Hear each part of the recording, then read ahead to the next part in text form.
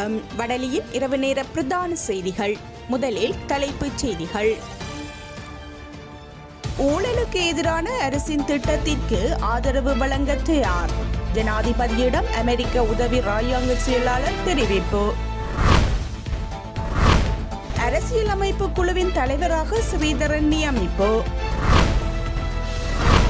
வங்காள விரிகுடாவில் குறைந்த காற்றழுத்த தாழ்வு பகுதி உருவானது. பொதுமக்களிடம் மன்னிப்பு கோரிய தென்கொரிய அதிபர். தொடர்பான விரிவான செய்திகள். இலங்கையிலிருந்து வெளிநாடுகளுக்கு எடுத்து செல்லப்பட்ட பணத்தை மீள கொண்டு வருவதற்கான அரசாங்கத்தின் வேலை திட்டத்திற்கு தொழில்நுட்ப ஆதரவை வழங்க தயார் என தெற்கு மற்றும் மத்திய ஆசிய விவகாரங்களுக்கான அமெரிக்க உதவி ராஜாங்க செயலாளர் டொனால்ட் ட்ரூ தெரிவித்துள்ளார்.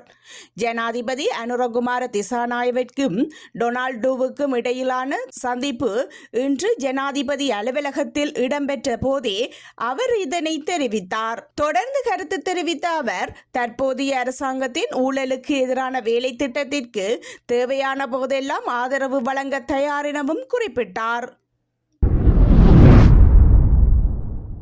இலங்கை தமிழரசு கட்சி பாராளுமன்ற குழு தலைவர் ஸ்ரீதரன் அவர்களை தமிழ் தேசிய மக்கள் முன்னணியின் தலைவர் கஜேந்திரகுமார் பொன்னம்பலம் அரசியல் குழு உறுப்பினராக முன்மொழிந்தார். நேற்று காலை பாராளுமன்றத்தில் அரசியல் குழுவிற்கு உறுப்பினர்களை தெரிவு செய்வதற்காக நடைபெற்ற வாக்கெடுப்பில் ஒரு வாக்கு வித்தியாசத்தில் ஸ்ரீதரன் எம்பி வெற்றி பெற்றுள்ளார். 25 உறுப்பினர்களில் ஒருவரை அரசியலமைப்பு குழுவிற்கு நியமிப்பதற்காக கேட்கப்பட்டது. அப்போது ஸ்ரீதரன் எம்பியை தமிழ் தேசிய மக்கள் முன்னணியின் தலைவர் கஜேந்திரகுமார் பொன்னம்பலம் முன்மொழிய தமிழரசு கட்சியினர் வழிமொழிந்துள்ளனர். ஜீவன் தொண்டமானவர்களை நாமல் ராஜபக்சவும் ரவி கருணாநாயக்கவும் வழிமொழிந்து முன்மொழிந்தார்கள். பின்னர் நடந்த வாக்கெடுப்பில் 4 வாக்களிக்காமல் விலக 21 வாக்குகளில் 11 வாக்குகளை ஸ்ரீதரன் எம்பியும் 10 வாக்குகளை ஜீவன் தொண்டமான் எம்பியும் பெற்றனர். ஒரு வாக்கு வித்தியாசத்தில் ஸ்ரீதரன் எம்பி அரசியல் அமைப்பு குழுவிற்கு தெரிவு செய்யப்பட்டார்.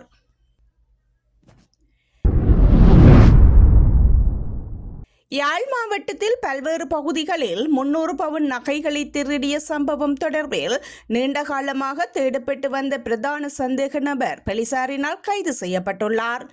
இதன்போது பெருமளவு நகைகள், ஆவணங்கள், திருட்டுக்கு பயன்படுத்தப்பட்ட ஆயுதங்கள், கைக்குண்டு என்பனவும் போலீசாரால் மீட்கப்பட்டது.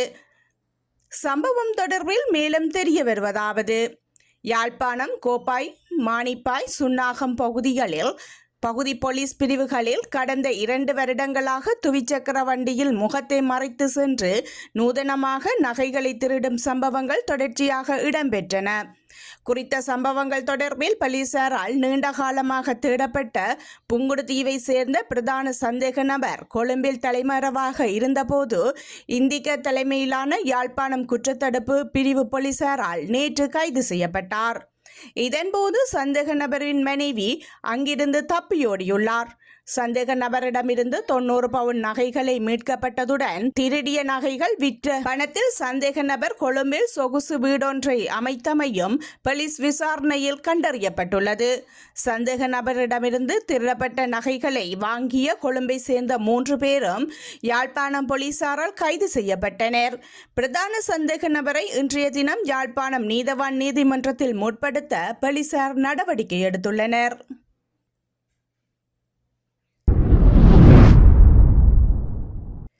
வங்காள விரிகுடாவில் குறைந்த காற்றழுத்த தாழ்வு பகுதி உருவாகியுள்ளதாக இந்திய வானிலை மையம் தெரிவித்துள்ளது. அடுத்த 24 மணி நேரத்தில் குறைந்த காற்றழுத்த தாழ்வு பகுதி ஆழ்ந்த காற்றழுத்த தாழ்வு பகுதியாக வலுவடையும் என தெரிவிக்கப்பட்டுள்ளது. அத்துடன் மேற்கு வடமேற்கு திசையில் நகர்ந்து எதிர்வரும் 12ஆம் திகதி தென்மேற்கு வங்காள விரிகுடாவில் இலங்கை, தமிழகம் கடற்கரையை நோக்கி நகரக்கூடும்.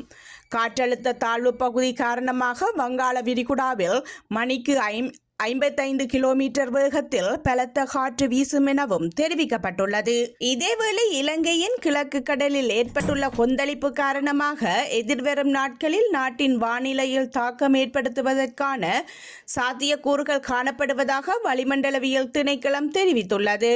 இதன் காரணமாக டிசம்பர் 10ஆம் தேதி முதல் வடக்கு மற்றும் கிழக்கு மாகாணங்களில் மழை வீழ்ச்சி அதிகரிக்கும் என எதிர்பார்க்கப்படுகின்றது.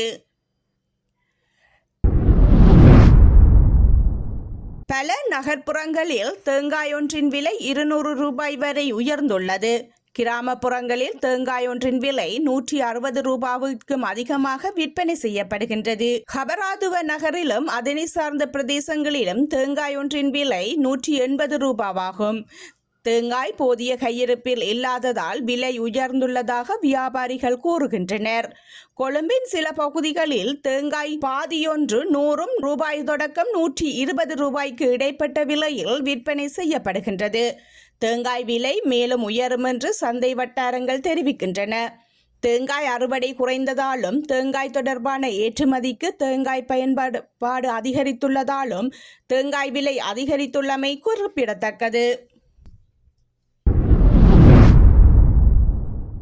நாட்டில் அண்மையில் பெய்த மழை வெள்ளப்பெருக்கினால் நிலத்தில் புதைக்கப்பட்ட வெடிபொருட்கள் சில வெளியில் தெரிந்துள்ளன.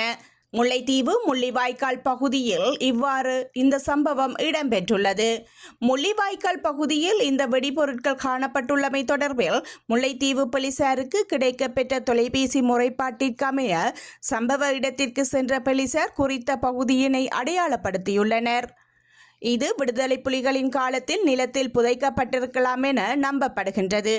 அண்மையில் பெய்த கடும் மழை காரணமாக நிலத்தினை அரித்து பாய்ந்துள்ளது. இதனால் இந்த வெடிபொருட்கள் எச்சங்கள் தென்பட்டுள்ளதாக கூறப்படுகின்றது. எதிர்வரும் 6 மாதங்களுக்கு மின்சார கட்டணத்தை திருத்தம் செய்யாமல் பேணுமாறு இலங்கை மின்சார சபை பொது பயன்பாடுகள் ஆணைக்குழுவிற்கு வழங்கிய அறிவித்தலுக்கு பல தரப்பினரும் எதிர்ப்பு தெரிவித்து வருகின்றனர். நீர்மின் உற்பத்தி கூட உயர் மட்டத்தில் இருக்கும் பின்னணியில் ஏன் மக்களுக்கு பலன் தருவதில்லை என்பதை அதிகாரிகள் விளக்க வேண்டும் என அவர்கள் சுட்டிக்காட்டியுள்ளனர். தற்போதுள்ள நிலவரத்தை பொறுத்து மின் கட்டணத்தை அதிக சதவீதம் குறைக்கலாம் என்று எதிர்வு கூறப்பட்ட நிலையில் பொது பயன்பாடுகள் ஆணைக்குழுவின் கருத்துக்கு எதிர்ப்பு வெளியிடப்பட்டுள்ளது.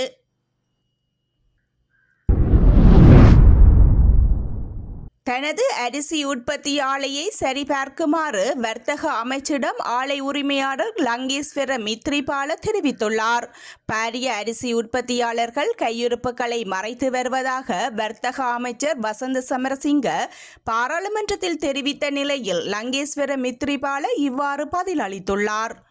இதன்போது தொடர்ந்து கருத்து வெளியிட்டுள்ள அவர், எனது உற்பத்தியை நிரூபித்து காட்டுகின்றேன். என்னிடமுள்ள அரிசியின் அளவை நீங்களும் கவனித்துக் கொள்ளுங்கள். நாங்கள் எல்லாவற்றையும் வெட்டி இன்று சந்தைக்கு விடவில்லை. ரைஸ் மில்லில் 1000 ஊழியர்கள் வேலை செய்கின்றார்கள் என குறிப்பிட்டுள்ளார். தென்கொரிய ஜனாதிபதி ஜூ சுக் ஜோல் இராணுவ சட்டத்தை சுமத்துவதற்கான தனது கைவிடப்பட்ட முயற்சி நாட்டை அரசியல் குழப்பத்தில் தள்ளியது மற்றும் அவரை பதவி நீக்கம் செய்வதற்கான அழைப்புக்கு வழிவகுத்துள்ளது. இந்த நிலையில் அவர் பொதுமக்களிடம் மன்னிப்பு கோரியுள்ளார். நாட்டு மக்களுக்காக 2 நிமிடம் உரையாற்றிய இவர், இந்த அவசரகால இராணுவ பிரகடனம் மாநில விவகாரங்களுக்கான இறுதி பொறுப்பான கட்சி என்ற எனது விரக்தியிலிருந்து உருவானது என்று கூறியுள்ளார். தென்கொரிய மக்களுக்கு கவலை மற்றும் சிரமத்தை ஏற்படுத்தியதற்காக அவர் ஆழ்ந்த மன்னிப்பு கேட்டுள்ளார்.